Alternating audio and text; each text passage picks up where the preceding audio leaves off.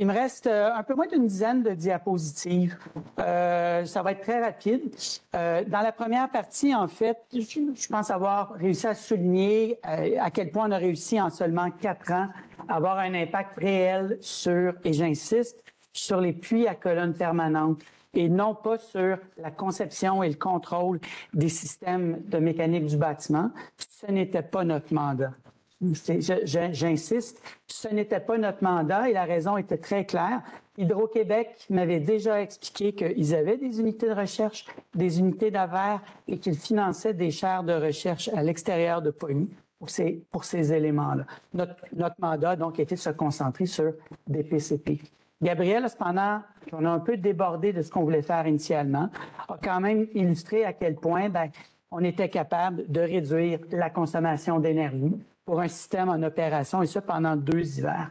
Je vais maintenant regarder avec vous les autres opportunités qu'on a, et je parle vraiment en termes de PCP, parce que c'est une technologie géothermique, c'est un échangeur de chaleur souterrain qui a des particularités que les puits en boucle fermée conventionnels n'ont pas, et c'est notre expertise.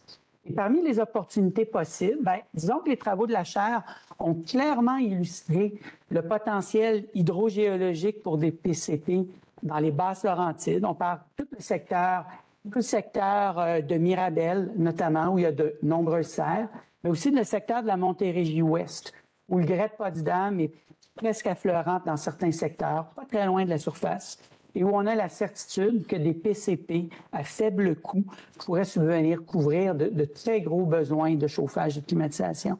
Dans le cas des serres, ça serait effectivement une augmentation de la pile de puissance, mais une réduction de la consommation du gaz naturel que les serres consomment. On a été approché par des serres qui voulaient être net zéro et on n'a pas réussi à démarrer des projets avec eux. Dans l'ouest de l'île de Montréal, le long de la 40, le contexte géologique est aussi intéressant, est aussi potentiellement intéressant. Il y a aussi de nombreux bâtiments qui ont des besoins de chauffage dans l'ouest de l'île et les conditions géologiques sont également très, très intéressantes. Je souligne, et je vais souligner très rapidement, le potentiel des thermopompes géothermiques à haute température. Elle commence à, c'est pas mon champ d'expertise, mais il est clair pour moi que là, elle commence à arriver sur le marché québécois, mais ça va être un gros changement. Ça fait longtemps qu'elles sont en Europe. Ça va permettre de réduire significativement les coûts de construction. Actuellement, ce qu'on a présenté, là, le coût du système des puits géothermiques à Mirabel était de moins de 10% du coût des systèmes totaux. On a été impliqué dans un autre projet, industriel, où le coût du PCP, c'était dérisoire par rapport au coût pour les thermopompes, la plomberie et autres. Le projet a pollué. Au final, on brûle du gaz. Le client continue à brûler du gaz. Mais un autre potentiel, et ça, c'est un projet de recherche qui va réussir à lever ça, c'est le potentiel hydrogéologique pour les PCP au centre-ville de Montréal. En fait, pour avoir un maximum de potentiel, il faut qu'on réussisse à aller atteindre des couches très perméables en profondeur. On vise des unités sédimentaires particulières qu'on appelle le grès de Potsdam, les unités de Potsdam. À Mirabel, cette unité-là, elle était à 130 mètres de profondeur, 130, 135 mètres.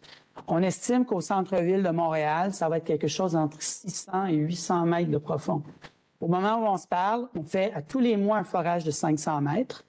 On a des indications très claires qu'on pourrait se rendre à 700 mètres à un coût économique, un coût réaliste.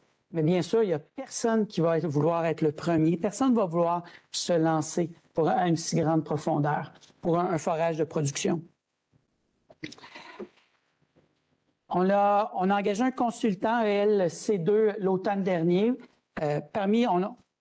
Le rapport de Éric Lapointe de LC2 a été très, très clair. Les parties prenantes ont encore des freins, identifient encore de nombreux freins à l'utilisation des PCP. Notamment, et là je réponds en partie à votre question, les coûts et les délais liés à la phase exploratoire. Pour le moment, et ça je pense que c'est un problème du marché, pour le moment, le forage exploratoire de géothermie arrive à la toute fin du projet. Si le forage exploratoire était fait en même temps que les études géotechniques et environnementales, on n'aurait pas, dans la plupart des cas, pour les bâtiments neufs, on n'aurait pas de problème. Pour les projets de rénovation, là, il faut prévoir un délai d'un bon 3 mois. Plus un coût du forage exploratoire. Le marché s'adapte. Je pense qu'au centre scolaire d'Émilie, vous avez déjà compris le message. Vous prévoyez longtemps à l'avance. Je pense que le marché va s'adapter parce que le potentiel est là. Les clients qui y ont goûté, je pense qu'ils trouvent ça chouette. Mais il y a encore des délais importants. Il y a encore beaucoup d'incertitudes sur les conditions géologiques. Même moi qui suis ingénieur en génie géologique, à presque tous les nouveaux projets, j'en prends quelque chose. Donc, il y a beaucoup de freins qui demeurent. On peut aussi identifier plusieurs délais que nous, on a identifiés depuis 3 ans, notamment des délais de l'incertitude pour l'obtention du certificat d'autorisation. On a des indications très claires du ministère de l'Environnement qu'il y aurait peut-être d'autres mécanismes presque instantanés qui pourraient être mis en place pour remplacer le certificat d'autorisation. Il va falloir cependant qu'il y ait une masse critique de projets puis de démonstrations scientifiques. Si on arrête la chaire maintenant, je ne serai jamais capable de se rendre là. Puis, je pense de nombreux freins humains et organisationnels. En fait, un nouveau programme de recherche pourrait continuer. On a un momentum, on a un excellent momentum en ce moment. Il est certain qu'en décembre 2025, notre financement va être terminé, mais on prévoit déjà la suite. Et parmi les axes de recherche qu'on envisage sérieusement, c'est notamment simplifier, accélérer et réduire le coût de toute la phase d'investigation. En fait, on a la certitude qu'on pourrait combiner des essais de réponse thermique, des essais de pompage, puis des essais de traçage pour réduire les coûts, les délais, mais obtenir en plus d'informations. Le dimensionnement, pour le moment, les outils sont lourds. On est dans le domaine, on développe ces outils-là, on les trouve lourds. Ce sont des modèles numériques d'éléments finis avec des millions d'éléments. On sait qu'ils sont lourds. On travaille déjà sur la suite des équations analytiques de dimensionnement, mais il va nous falloir du temps pour mettre ça à point, pour vérifier ces équations-là, mais pour les valider aussi sur le terrain. Conception et contrôle, les problèmes de conception sur les réseaux hydrauliques. Contrôle, en fait, l'essentiel des problèmes qu'on a observés, ce sont des problèmes de contrôle. On n'a pas vraiment de problème de qualité d'eau. Oui, il y a eu de l'eau qui s'est accumulée dans des têtes de puits. Mais écoutez, on envoie des robots sur Mars. Là, je pense qu'on est capable de régler ça. Les contrôles, il semble y avoir une réticence, un délai important afin d'implémenter et à autant chez les entrepreneurs que chez les opérateurs, des séquences de contrôle qui sont vues dans une vue plutôt holistique et globale. Mais ça, c'est pas mon groupe qui va réussir à traiter ça. Réduire les risques, contribuer à simplifier les demandes. On a 3 projets de démonstration. À partir de décembre, on va devoir arrêter de les suivre. Je pense ça serait chouette d'un point de vue recherche de continuer à suivre ces projets-là, mais aussi rajouter peut-être 2 ou 3 projets de démonstration supplémentaires. J'arrête, je pourrais continuer longtemps. J'ai ici présenté le programme de recherche sous la forme d'objectifs. Il y a de la chair derrière tout ça, il y a des méthodes, il y a des analyses, mais l'idée, c'était pour vous permettre de voir.